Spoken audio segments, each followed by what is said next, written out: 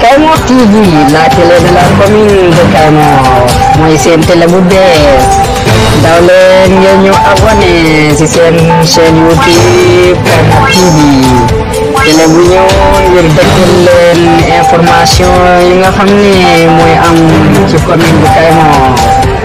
moo xam ñaati village yu nekk ci commune bi ak ñetti village yu nekk ci commune bi daw leen ngeen abonné ci seen chaîne YouTube Kayemor TV. dal leen ak jàmm ci seen chaîne YouTube Kayemor TV la télévision de la commune de Kayemor tey nag ñu defal leen benn reportage ci yoonu Kayemor bu nga xam ne moo relier Kayemor ak route nationale maanaam croisement Firgui mu doon yoon bu naqadi ñu àndandoor seetaan vidéo yu nga xam ne def nañ ko ci. département Nioro wàcc Firgui jëm Kayemor ba jaar Kaba jëm Kayemor actuellement yoon bi baaxul. 1963 ba léegi rang bi fii pour nga dem Dakar li ngay paas fee croisement Firgui moo gën a métti li ngay paas di croisement Firgui ba Dakar parce que Dakar bi dafa war a jëlee fi mu ne di nga ko fay 4000 francs bu la jëmee Sonkorong bu la jëmee Daaru Xudoos moom di nga ko fay 5000 francs te boo taxawee croisement Firgui jëm Dakar 3000 francs ngay fay wala nga fay 2000 francs mu yóbbu la pour ñu bëgg a faju dañuy génn commune Njaaw la ñuy dem ak Kaba ak Daaru Xudoos amuñu fajukaay yu doy ñaareel bi mooy amuñu ay garab yu doy maternité bi da nga fi fekk jigéen muy am doom garab yi ñu koy bindal nga xam ne dafa urgent Nioro nga koy jëndee ji. xoolal imaginer tey par exemple tey dex bi bu xasee yàlla ji bu xasee taw pour que nga jaar ci yoon bi sa problème la imaginer borom jagataay bi jëlal borom jagataay bi ñu fi war a jaar ni actuellement baaxul imaginer loolu tey nga am fi malade tey mu feebar wala tey nga am fi malade bu feebar tey ambulance bi war ko yëpp war a jugee ak moom jëm ak moom Nioro imaginer yoon bi tey ndox mi bëri actuellement balaa ngay yegg Nioro yàlla xam ne malade bi boo moytuwul mu dee. Les problèmes les plus récurrents, c'est le Babalon qui a tué beaucoup de personnes. Ça fait partie des routes latéritiques les plus anciennes du Sénégal. 1963 jusqu'à nos jours. 1963 jusqu'à nos jours. Région de Kaolack commune Kayemor moo nekkoon deuxième inch bi dañu dem ba commune Kayemor moom moo nekk Ndaare te lii rek gàcce la jamono ji.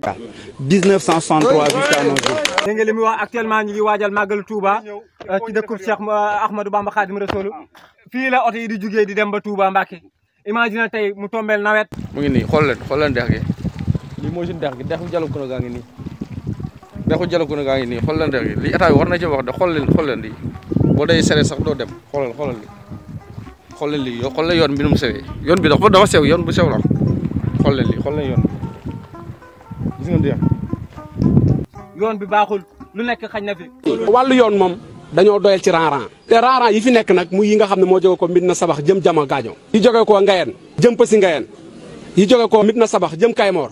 ñàkkoon rang-rang mooy gën parce que nit ñi dañu teggi di jaar ci yoonu suuf ñu am nag ci wàllu yoon loo xam ne moom duñ ko bàyyi mu sedd te dootuñu ko maye boobu dafa doy muy diggante croisement Firgui jëm Nganda. Cette route entre Firgui et Nganda doit être bitumée. Entre Poste Kéré et Kër Sambakouta. Cette route aussi est dans un état grave. Les populations souffrent. ci la ñuy béyee ko Kaolack indi bagage Kayemor bagage bu laan léegi ñu laan jaayee 300 yokk nañ ko léegi yoon bu bon léegi nag ñun dimbale luñ man lillaahi wa rasuuli defal ñu yoon wi magal Touba jublu si na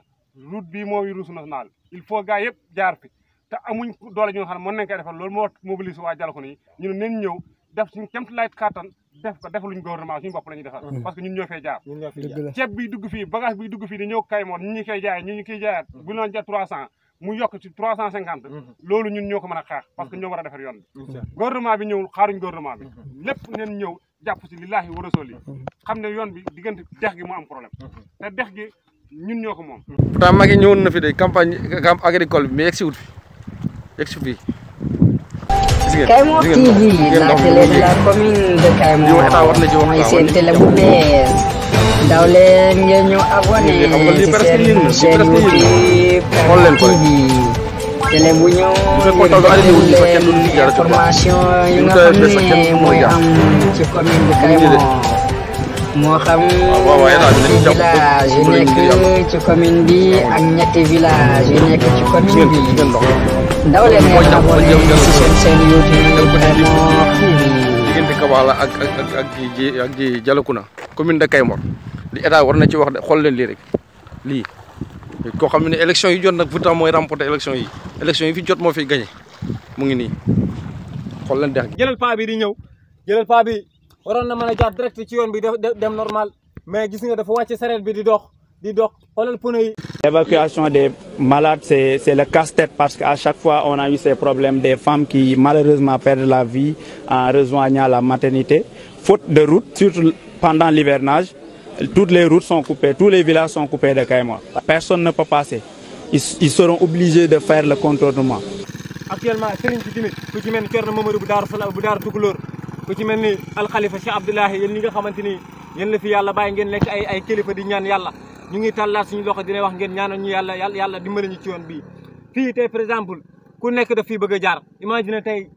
nga jógee Firgi boo xasee départ Dakar ba ñëw ba Firgi sa yaram bi dee na parce que yoon bi ngay jaar leer du baax bu yàlla ci tawee dañuy feebar. imagine tey waa jële ko ne yaa nga ne jël sare tey jël xeer di teg ci yoon pour que mu baax ngir yàlla suñu maire bi commune Kayemor commune Dabali dimbali yoon bi moo génn fii dem war a dem Nganda depuis 1963 ba léegi yoon bi mënuñu ko tali heure bu ñëwee rek ñu ñëw xosaateen ñu ko rek bàyyil ñu ko nii mu ngi. heure bu ñëwee rek ñu ñëw xosaateen ñu ko rek bàyyil ñu ko nii mu ngi nii xool leen lii rek lii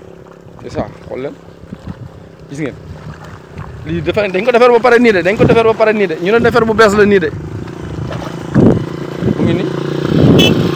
waaw regarde mu ngi nii de luñ defar ba pare nii la dañ ko defar ba pare nii. di waxaat suñu sëriñ ci ki nga xam ne ñooñu la yàlla teg ci réew mi muy Macky Sall ñu ngi lay ñaanal ndimbal bu baax a baax nga dimbale ñu ci yoonu Kayemor bi sonn nañu dee nañu taay nañu wax dëgg yàlla imaginer ñii